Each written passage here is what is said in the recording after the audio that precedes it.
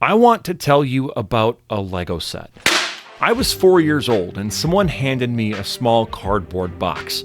On the front of it were little plastic minifigures, a couple of boxy transport vehicles, and the kind of clean primary color world that stops a kid dead in their tracks. It was a battle pack. You had rebels on one box and stormtroopers on the other. I didn't fully understand what Star Wars was yet. I just knew that I needed to open up that box more than I had ever needed anything else in my short 4 years of life. And that was the beginning of everything. From there, it snowballed the only way childhood obsessions can. The kind that take over completely and you don't even question it. I was glued to Lego Star Wars on my PSP. I played Battlefront II until my eyes hurt. I had action figures lined up across my dresser, across my windowsill, across the floor because I had run out of surfaces. And as I got older and the toys started to feel a little young for me, I just found new ways to feed it. I'd come home from school, drop my backpack, and immediately go on my laptop and open up Wookiepedia. Not to look up anything specific, just to browse and read. I would spend hours going down rabbit holes about every obscure glup shido and characters who appeared in a single panel of a comic book published in 1997, and yet somehow had a full biography, a homeworld, a species name, and a section documenting their legacy. I loved every word of it. The Star Wars universe felt infinite. Like, no matter how deep you went, there was always more waiting for you. And then, The Force Awakens was announced. I don't know if I can adequately describe what that anticipation felt like. I watched that teaser trailer, the one with the Millennium Falcon spinning through Jakku, and I completely lost my mind. I was around 12 or 13 at that time, old enough to feel a little embarrassed about how much I cared. And I did not care even slightly that I cared, if that makes any sense whatsoever. I saw The Force Awakens opening night, and I walked out thrilled. Yes, it was a rehash of A New Hope. Yes, it leaned hard on nostalgia, but it worked for me. It was everything I wanted it to be. Then Rogue One came out, and I thought, okay, this is the direction. This is what they're going to do with this thing. It's grittier, it's more grounded, willing to go somewhere real. I was fully on board. And then I sat in a theater and watched The Last Jedi. I want to be careful here because I've thought about this movie probably more than it deserves at this point. But I remember walking out of that theater feeling genuinely off. I wasn't angry or even disappointed. I just felt strange. Like something had been subtly rearranged inside me and I couldn't figure out what it was yet. The feeling of, oh my god, that was terrible, had set in slowly, the way that a bad meal does when you get food poisoning. You feel fine in the restaurant, and then somewhere on the drive home, you realize something has gone very wrong. The more I thought about that film over the following days and weeks, the more that initial strangeness hardened into something certain. I had watched a movie that didn't seem to understand or care about the things I loved about Star Wars, made by people who seemed vaguely offended by the existence of the audience that loved it. And that was when something in me just quietly switched off. I don't know, I'm not trying to be dramatic. There wasn't one specific moment in time where I just threw my hands up and declared myself done.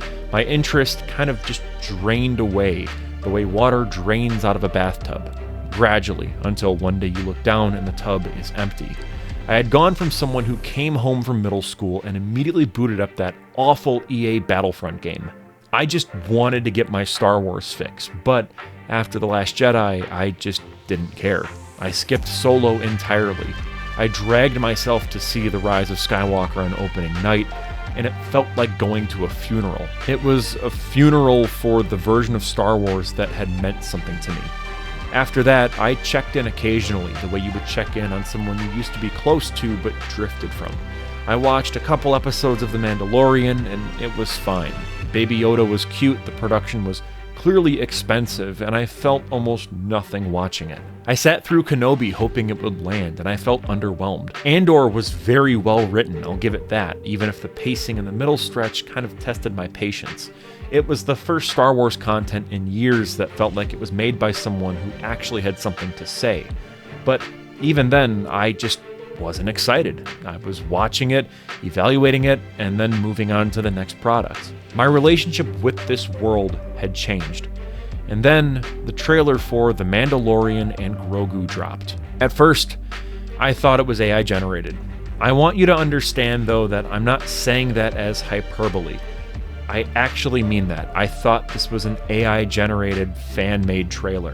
The cinematography was so washed out, the palette was gray and flat, the imagery was assembled from recognizable parts, desert planets, stormtroopers, Boba Fett costumes, speeder bikes, and my brain just kind of thought, we've seen this all before. This is just someone working with a content generator, prompting it by saying, make me a Star Wars trailer. I watched this thing twice, trying to figure out if I even felt anything towards it, and I didn't. That emptiness is what I've been thinking about. The thing is, oversaturation is very real and very brutal. When something you love starts appearing everywhere, announced constantly, adapted and spun off and rebooted on an industrial schedule, the scarcity that once made it precious evaporates. You can't miss something that never goes away. Sure, this is the first Star Wars movie being released in theaters in years, but think about how many hours of content we've gotten on streaming since The Rise of Skywalker came out. You can't really miss something that never goes away. But oversaturation alone doesn't explain how thoroughly I've checked out, because plenty of oversaturated franchises still have individual entries I can enjoy. Just look at Godzilla. The problem, though, with Star Wars is that the content pipeline and the quality of the writing started failing at the same time, and the combination of those two things is uniquely corrosive. You end up with a lot of products that aren't very good, and the product that isn't very good but is everywhere is almost worse than nothing. But here's the part that keeps bothering me. I can't go back. I used to think that even if the new stuff disappointed me, I'd always have the originals. I'd always have the prequel trilogy, which I grew up kind of defending and kind of hating at the same time. I'd always have the original trilogy. I'd always have the old Battlefront II, or the Clone Wars, or the EU books I read in elementary school. That was supposed to be the safety net, but something happened and I don't fully understand it. Where revisiting any of that old media now feels like hooking myself up to a dialysis machine and laying on my deathbed. It doesn't bring me back to being 4 years old with that Lego set.